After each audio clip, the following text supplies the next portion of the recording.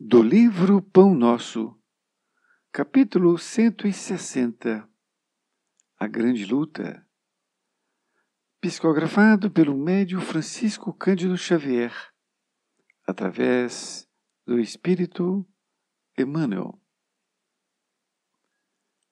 160. A Grande Luta. Porque não temos que lutar contra a carne e o sangue, mas sim contra os principados, contra as potestades, contra os príncipes das trevas deste século, contra as hostes espirituais da maldade nos lugares celestiais. Paulo aos Efésios, capítulo 6, versículo 12. Segundo nossas afirmativas reiteradas, a grande luta não reside no combate com o sangue e a carne, propriamente, mas sim com as nossas disposições espirituais inferiores. Paulo de Tarso agiu divinamente inspirado quando escreveu sua recomendação aos companheiros de Éfeso. O silencioso e incessante conflito entre os discípulos sinceros e as forças da sombra está vinculado em nossa própria natureza, porquanto nos acompliciávamos abertamente com o mal em passado não remoto. Temos sido declarados participantes das ações delituosas nos lugares celestiais. E ainda hoje, entre os fluidos condensados da carne, ou nas esferas que lhes são próximas, agimos no serviço de autorrestauração em pleno paraíso. A terra é igualmente sublime degrau do céu. Quando alguém se reporta aos anjos caídos, os ouvintes humanos guardam logo a impressão de um palácio soberbo e misterioso, de onde se expulsam criaturas sábias e luminosas. Não se verifica o mesmo quando um homem culto se entrega ao assassínio à frente de uma universidade ou de um templo? Geralmente, o observador terrestre relaciona o crime, não se detendo, porém, no exame do lugar sagrado e venerável em que se consumou. A grande luta a que o apóstolo se refere prossegue sem descanso. As cidades e as edificações humanas são zonas celestiais. Nem elas e nem as células orgânicas que nos servem constituem os poderosos inimigos, e sim as hastes espirituais da maldade, com as quais nos sintonizávamos através dos pontos inferiores que conservamos desesperadamente conosco. Vasta as regimentações de seres e pensamentos sombrios que obscurecem a visão humana e que operam com sutileza, de modo a não perderem os ativos companheiros de ontem. Emmanuel, Pedro Leopoldo, 22 de fevereiro de 1950.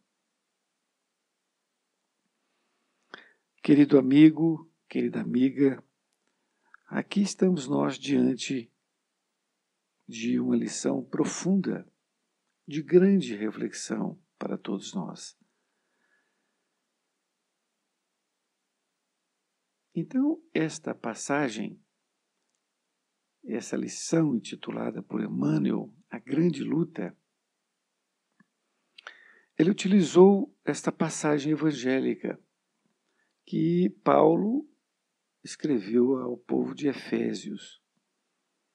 Diz Paulo em sua carta: porque não temos que lutar contra a carne e o sangue, mas sim contra os principados, contra as potestades, contra os príncipes das trevas deste século, contra as hostes espirituais da maldade nos lugares celestiais.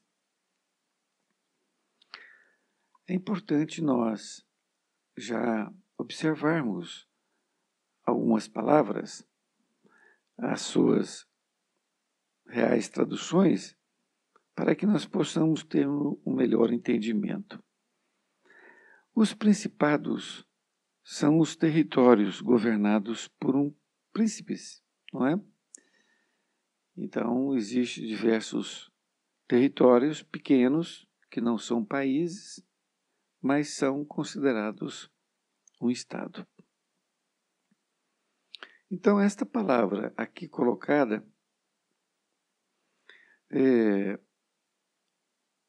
Paulo está se reportando a um pequeno Estado, não a um grande Estado, que, na verdade, seria nós mesmos. Ele está também falando de potestades. Potestades é um atributo de quem manda, que impõe sua vontade pela força, que também está dentro de nós. E ele fala contra os príncipes das trevas deste século. Ele fala também de contra as hostes espirituais da maldade. As hostes são uma pequena tropa, um corpo. Num exército é uma pequena parte do exército. Então contra essas hostes espirituais da maldade nos lugares celestiais. E nós somos um lugar celestial, porque nós somos criaturas divinas, não é? Então ele fala sobre isto, ele não fala das grandes lutas fora de nós. Ele fala dessa grande luta dentro de nós. E Emmanuel vai aqui nos explicar melhor esta lição. Emmanuel diz assim: segundo nossas afirmativas, reiteradas, então Emmanuel fala do que ele já falou em outras lições, não é? Segundo nossas afirmativas reiteradas, isto é, que já foram feitas, a grande luta não reside no combate com o sangue e a carne. O combate com o sangue e a carne são as guerras, não é? Que é um combate entre as pessoas. Propriamente, ou seja, não é, mas sim com as nossas disposições espirituais inferiores. Então, Emmanuel já nos começa a dizer que a grande luta ela não é contra o outro, e sim contra nossas disposições espirituais inferiores. Aquilo que nós trazemos de nossas vidas. Nesta outra parte, Emmanuel diz: Paulo de Társio agiu divinamente inspirado quando escreveu sua recomendação aos companheiros de Éfeso. Então, ele diz que agiu divinamente inspirado. E é verdade. Continuou dizendo ele: o silencioso e incessante conflito entre os discípulos sinceros e as forças da sombra está vinculado em nossa própria natureza. Porquanto nos acompliciávamos abertamente com o mal, em passado não remoto. Então, nesse parágrafo, Emmanuel afirma que o silencioso e incessante conflito entre os discípulos e as forças da sombra está vinculado em nossa própria natureza. Tanto naquela época quanto agora, este silencioso e incessante conflito entre os discípulos. Então, naquela época, quando Paulo escreveu, aquilo estava ocorrendo junto aos discípulos, não é? Lá de Éfeso. E assim acontece hoje também. Nós estamos numa casa espírita, por exemplo, e sempre a gente depara com esse silencioso e incessante conflito. Então, se isso acontece dentro da nossa casa, fora dela, então, muito mais, não é? Porque dentro da casa nós estamos ali ainda nos esforçando para sermos melhores. Mas ainda ocorre. Agora, quem dirá fora da casa, não é? No chamado mundo, muito mais, não é mesmo? Então, ele diz que esse conflito silencioso e incessante que nós temos com as pessoas amigas, não é? Ou não, está vinculado à nossa própria natureza. Olha, está dentro de nós. Por quê? Ele explica. Porque nós a compliciávamos abertamente, não é? A compliciar é tornar-se cúmplice com o mal. Então, no passado não remoto, isto é, no passado não muito distante, nós estávamos ali nos compliciando com o mal. Então, por isto que nós trazemos hoje, nesta encarnação, ainda essa dificuldade, esse conflito, porque ainda estamos com esses resquícios, não é? Continua dizendo Emmanuel, temos sido declarados participantes das ações delituosas nos lugares celestiais. Então, pouco tempo atrás, nós fomos protagonistas, podemos assim dizer, não é? De participar de ações que dava prazer nos lugares celestiais. E continua ele dizendo, e ainda hoje, entre os fluidos condensados da carne, ou nas esferas que lhes são próximas, agimos no serviço de autorrestauração em pleno paraíso. Então, aqui nesse parágrafo, ele fala dos fluidos condensados da carne. Então, ainda hoje, entre os fluidos condensados da carne, que é aqui onde estamos reencarnados, não é? Nós estamos encarnados na carne.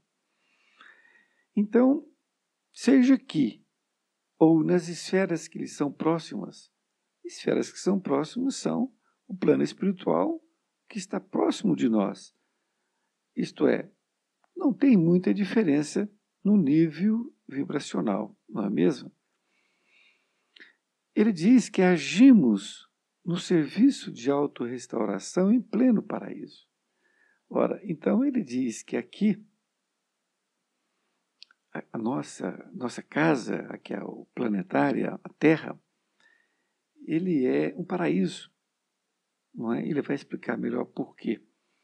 Então, seja na carne, ou seja, próximo, aqui nessas nossas estações espirituais, nós estamos agindo no serviço da autorrestauração.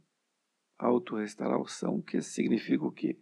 Que nós estamos nos restaurando, nós estamos aqui nos melhorando, não é? Nesta outra parte, ele diz assim, ou melhor, ele afirma, a Terra é igualmente sublime degrau do céu.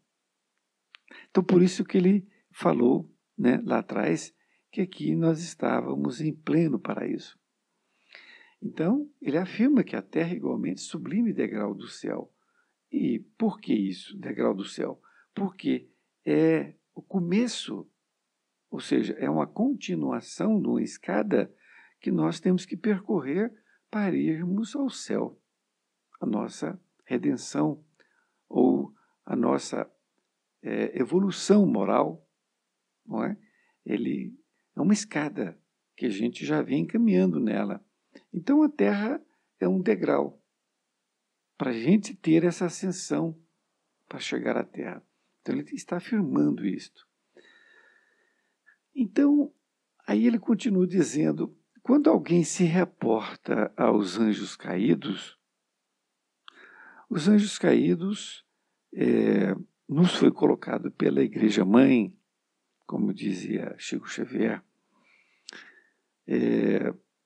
porque diz que Deus criou diversos anjos, não é? E criou os homens separadamente, mas alguns desses anjos depois se rebelaram, não é? Ora, veja, se Deus criou anjos, criou perfeitos. Se fossem perfeitos, ele não ia se rebelar, não é? Não tinha motivo para isso.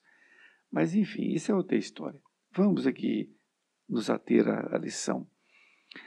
Então, ele fala que quando alguém se reporta aos anjos caídos, os ouvintes humanos guardam logo a impressão de um palácio soberbo e misterioso de onde se expulsam criaturas sábias e luminosas. Não é assim mesmo? É verdade, não é? Quando se fala desses anjos caídos, nós percebemos assim, essa visão de que eles estão no paraíso, numa coisa majestosa, uma coisa iluminada, não é? Mas mesmo assim eles estão sendo expulsos daquele lugar, não é? Nesse outro parágrafo, ele faz uma pergunta para nós, um questionamento. Emmanuel faz assim: não se verifica o mesmo quando o homem culto se entrega ao assassínio à frente de uma universidade ou de um templo? Não é como se fosse um anjo decaído? É verdade. É como se fosse um anjo decaído, porque ele estava participando ali daquele local, não é? Seja de uma universidade, seja de um templo, não é? Então ele estava ali participando. Aí acontece um assassínio ali. Ele assassina, por exemplo, uma pessoa à frente da universidade, à frente do templo. Então é mais ou menos assim que a gente vê esse anjo decaído, não é mesmo? Continua dizendo, geralmente o observador terrestre relaciona o crime não se detendo, porém, no exame do lugar sagrado e venerável em que se consumou. Então, quando ocorre o crime, ele diz Emmanuel que geralmente o observador, nós, não é? Vendo o crime, nós vemos somente o crime. Nós não nos detemos no exame do lugar sagrado e venerável em que se consumou. Porque todo lugar, na verdade, da terra é sagrado, não é? Seja numa casa, num lar, por exemplo, que ocorre, não é? Seja numa universidade, como ele colocou, ou num templo. Então, é um lugar sagrado, não é? Que a verdade, esses crimes ocorrem. E ele continua dizendo, a grande luta a que o apóstolo se refere prossegue sem descanso. Então, essa luta que nós temos que ter conosco, ela prossegue sem descanso. Não tem férias.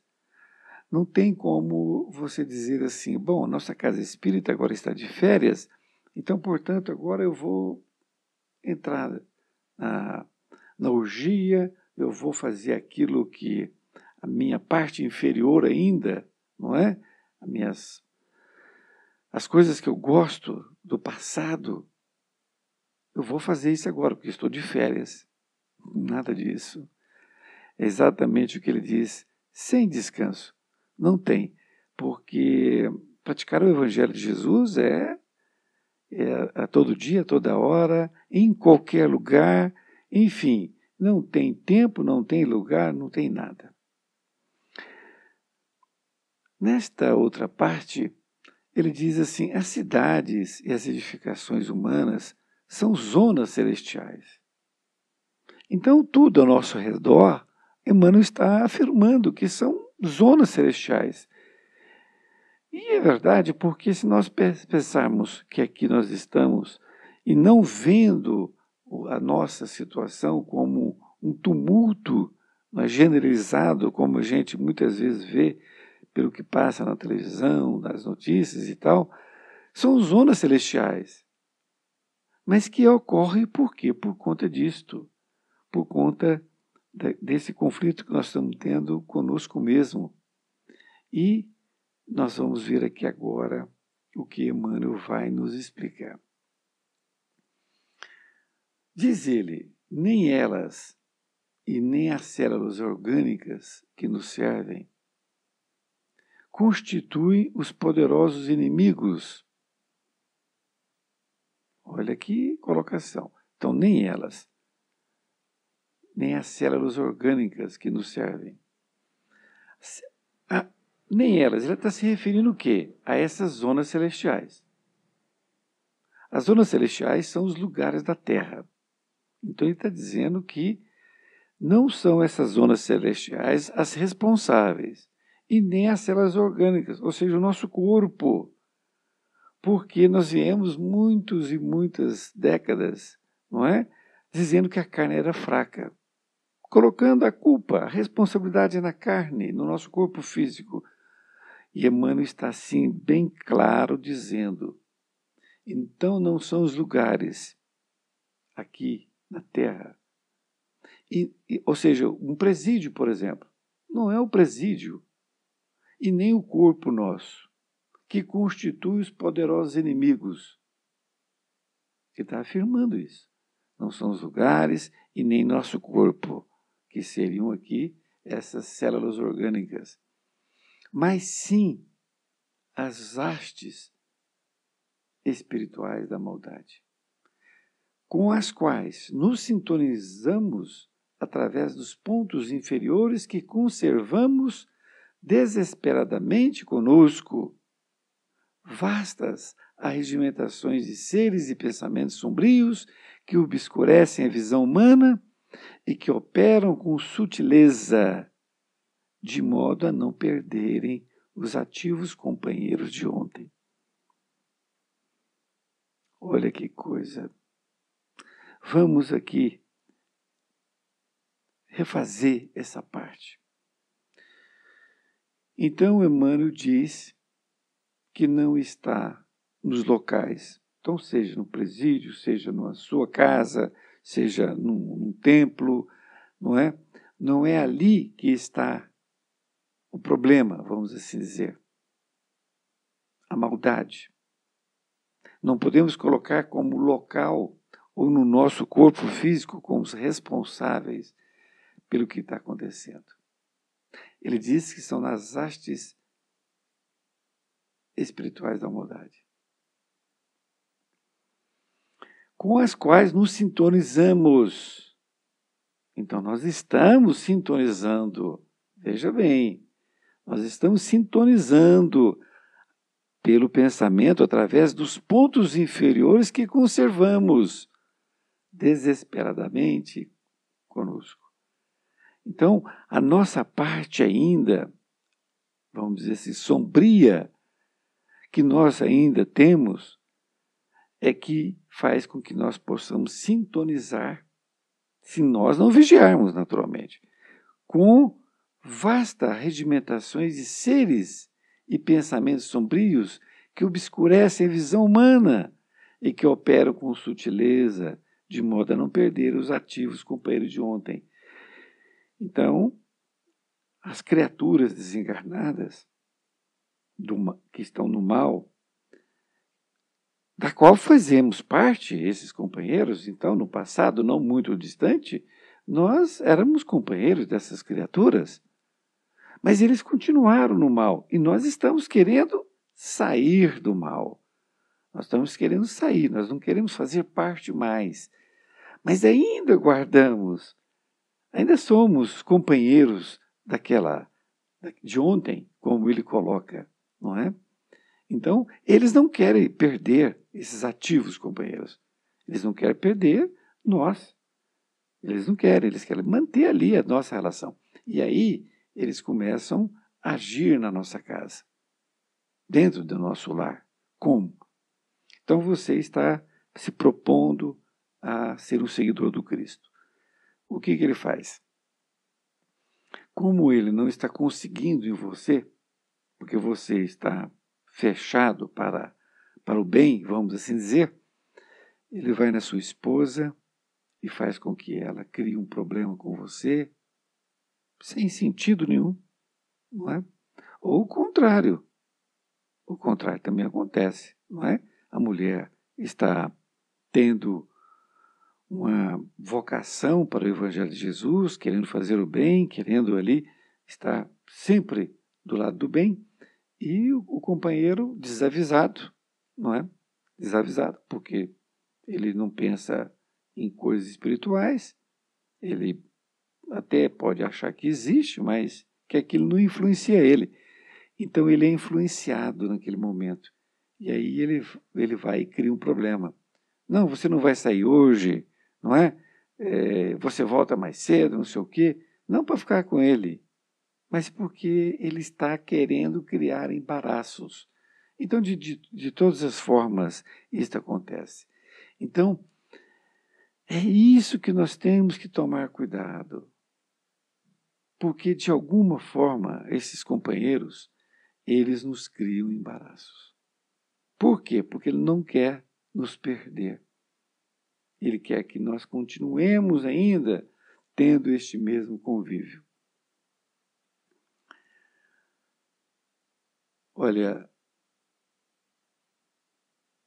na conclusão que nós já fizemos, nesta última parte, eu quero agradecer a você por ter me escutado, quero agradecer a você por ter estado aqui comigo, trocando estas experiências, porque é de fundamental importância que nós possamos refletir. Nós temos que viver aqui na Terra como um espírito que está dentro da carne. Então, essa nossa parte espiritual, nós não temos que esquecer em momento algum, porque nós somos um espírito na carne. Então, nós estamos vivendo um espírito vivendo uma experiência na carne. Nós não deixamos de ser espíritos. Não existe uma coisa isolada. Então, como não existe uma coisa isolada, porque se nós saíssemos lá do plano espiritual, viéssemos para a carne, e não tivéssemos nenhum contato mais com essa parte espiritual, aí sim nós íamos viver na carne, completamente. Completamente. Nós não teríamos influência nem do plano espiritual superior e nem do inferior. Mas não é assim que ocorre. Nós somos espíritos vivendo uma experiência na carne.